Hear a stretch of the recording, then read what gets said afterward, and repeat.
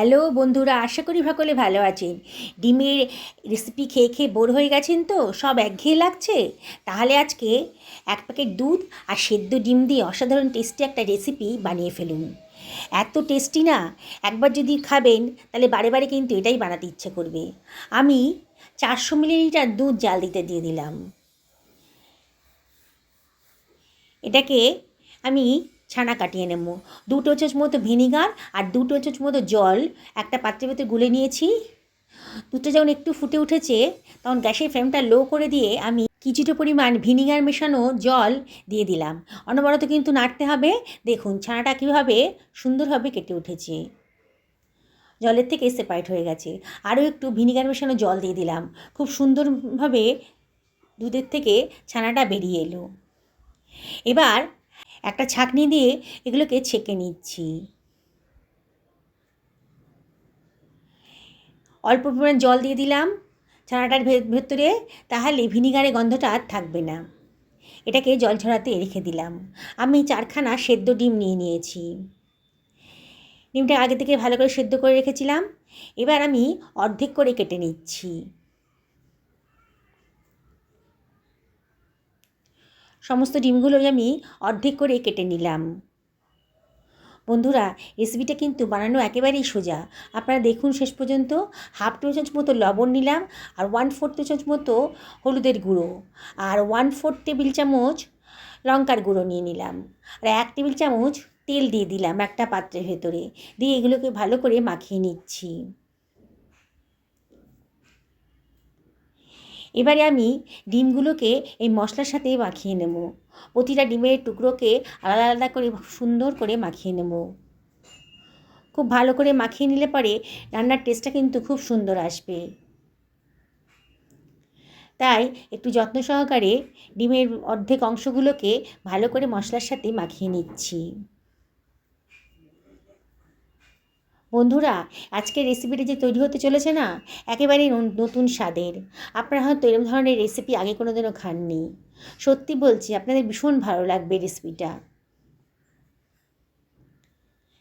সমস্ত ডিমগুলো মাখানো হয়ে গেছে, মশলার সাথে সরিয়ে রাখলাম। আমি 2খানা মাঝারি সাইজের পেঁয়াজ নিয়ে নিয়েছি। পেঁয়াজের খোসাটা আমি কেটে বাদ দিয়ে দিচ্ছি।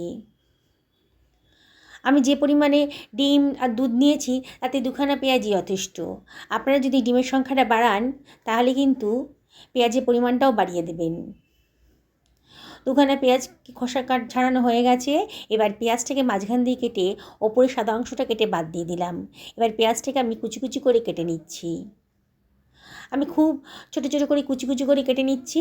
আপনারা ইচ্ছে করলে কিন্তু গ্রেটারের সাহায্যে এটাকে গ্রেট করেও নিতে পারেন। দেখুন সমস্ত পেঁয়াজটা কাটা হয়ে গেছে। আমি এটাকে সরিয়ে রাখছি। 1খানা মাঝারি সাইজের টমেটো নিয়ে নিয়েছি। টমেটোটাকে আমি আগে থেকে ধুয়ে পরিষ্কার করে নিয়েছিলাম। টমেটোটাকে আমি কুচি কুচি করে কেটে নিচ্ছি। বন্ধুরা, রেসিপিটা বানানো একেবারেই সোজা। বিগিনার্সরাও যদি একবার দেখে না, তাহলে কিন্তু অনায়াসে রেসিপিটা বানিয়ে ফেলতে পারবেন। আর যাকে খাওয়াবেন না, সে কিন্তু আপনার রান্নার প্রশংসা না করে পারবে না। সবাই জানতে চাইবে যে কেমন করে বানিয়েছেন রেসিপিটা। একটা ফ্রাই প্যান গরম করতে দিয়ে দিয়েছি। তার ভেতর 2 টো চামচ মতো রিফাইন অয়েল গরম করতে দিয়ে দিলাম। অয়েলটাকে ভালো করে ফ্রাই প্যানের মধ্যে ছড়িয়ে নিয়েছি। এবার ডিমটাকে আমি দেখুন কীভাবে দিচ্ছি। ডিমের কাটা অংশটা নিচের দিকে ফ্রাই প্যানের দিকে আর কি দিয়ে দিলাম। দিয়ে এইভাবে ডিমগুলোকে আমি ভেজে নেব। আমি পরে আর একটা সেদ্ধ ডিম নিয়ে নিয়েছি রান্না করতে গিয়ে, মানে মোট 5টা ডিম আমি নিয়ে নিয়েছি। একটু ফ্রাই প্যানটা একটু নাড়িয়ে নাড়িয়ে ভালো করে ভেজে নেব। নিচের পোর্শনটা ভাজা হয়ে গেলে আমি একটা চামচ দিয়ে উল্টে দিচ্ছি ডিমের টুকরোগুলোকে। তাহলে অপর সাইডটাও ভালো করে ভাজা হয়ে যাবে। খুব ভালো করে ভাজবো না, একটু লাল লাল করে হয়ে গেলেই হয়ে যাবে। মানে একটু কালার এসে যাবে যখন, তখনই হয়ে যাবে ভাজাটা। খুব কড়া করে ভাজার দরকার নেই। ডিমটা এপিট ওপিট করে সুন্দর করে ভাজা হয়ে গেছে। এবার আমি ডিমের টুকরোগুলো অন্য একটা পাত্রের ভেতর তুলে রাখছি। বানানোটা একেবারেই সোজা, খুব চটজলদি কিন্তু এটা হয়ে যায়। বন্ধুরা, রেসিপিটা যদি ভালো লাগে না, তাহলে লাইক শেয়ার কমেন্ট করতে কিন্তু ভুলবেন না। সমস্ত ডিমগুলোকে আমি একটা অন্য পাত্রের ভেতর নিয়ে নিলাম। এখানে তেলের পরিমাণটা বেশ কমে গেছিলো বলে আমি 1 টেবিল চামচ মতো তেল আরও যোগ করে দিলাম এর ভেতরে। তেলটা গরম হয়ে গেছে, এবার গোটা গরম মশলা এর ভেতর দিয়ে দিয়েছি, আর দিয়ে দেবো 1/2 টেবিল চামচ মতো গোটা জিরে। খুব সুন্দর একটা গন্ধ বেরোতে আরম্ভ করেছে। 20 থেকে 30 সেকেন্ডের মধ্যেই কিন্তু গন্ধটা বেরিয়ে যাবে। গ্যাসের ফ্লেমটা এই সময় লো করে রাখবেন, নাহলে কিন্তু মশলাটা পুড়ে যাবে। কারণ সুন্দর একটা গন্ধ বেরোতে আরম্ভ করেছে, তখনই আমি দিয়ে দেবো কেটে রাখা পেঁয়াজ কুচিটা। দিয়ে সব কিছু ভালো করে মিশিয়ে নেব। এই সময় গ্যাসের ফ্লেমটা হাই করে রেখে দিয়েছি, আর অনবরত কিন্তু নাড়তে হবে। দেখুন মিনিট খানেকের মধ্যেই কিন্তু পেঁয়াজের কালারটা চেঞ্জ হয়ে গেছে, মানে পেঁয়াজের কাঁচা ভাবটা নষ্ট হয়ে গেছে। এইবার দিয়ে দিচ্ছি 1 টেবিল চামচ মতো আদা রসুন বাটা, দিয়ে আবারও সব কিছু ভালো করে মিশিয়ে নিচ্ছি। রেসিপিটা বানানো একেবারেই সোজা, আর খেতে কিন্তু একেবারে দুর্দান্ত।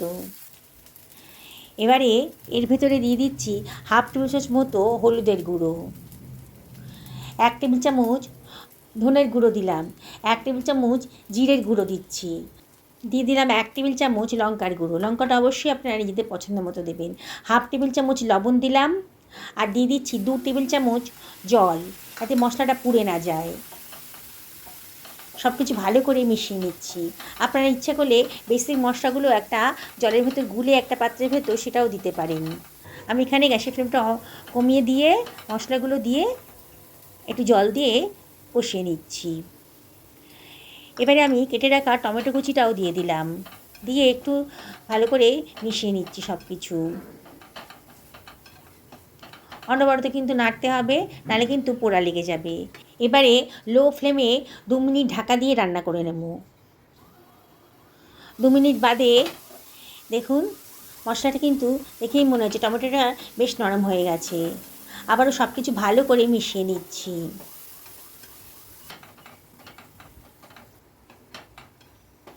এইভাবে নেড়ে নেড়ে ভালো করে কষিয়ে নিতে হবে মশলাটা। যত মশলা ভালো করে কষাবেন ততই কিন্তু রান্নার টেস্টটা বেড়ে যাবে। এবারে আমি দুধের থেকে বার করে রাখা ছানাটা এর ভেতর দিয়ে দিলাম, দিয়ে আবারও সব কিছু ভালো করে মিশিয়ে নিচ্ছি।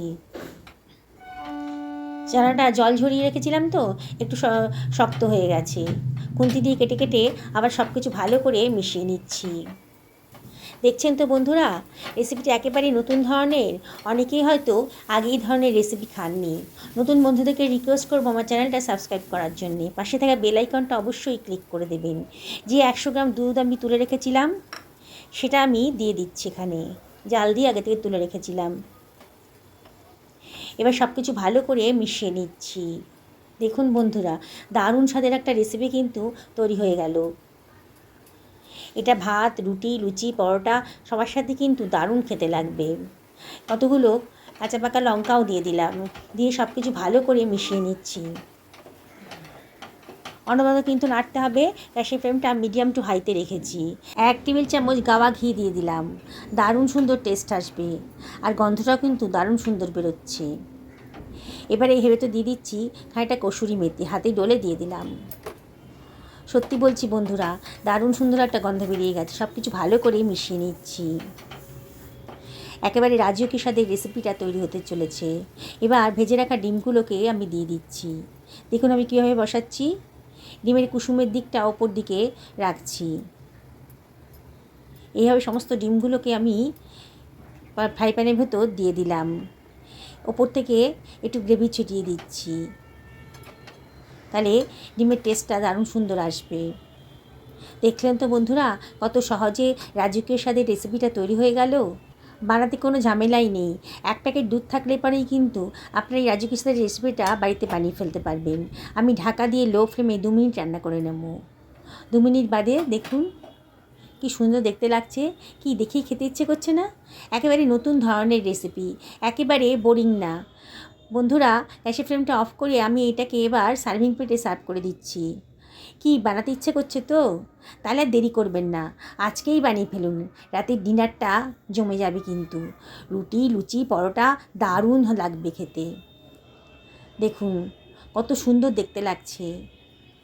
যাকে খাওয়াবেন না সেই কিন্তু রেসিপিটা কেমন করে বানিয়েছেন জিজ্ঞেস করবে। এই অজানা রেসিপিটা আপনাদের কীরকম লাগলো অবশ্যই আমাকে কমেন্ট করে জানাবেন। আজ কিন্তু আমি পরোটার সাথে খাবো। আপনারা কী দিয়ে খেতে পছন্দ করবেন এই রেসিপিটা? আর কেমন লাগলো, কবে বানাচ্ছেন আমাকে অবশ্যই জানাবেন। সকলে ভালো থাকুন এই কামনা করে এই ভিডিওটা শেষ করলাম।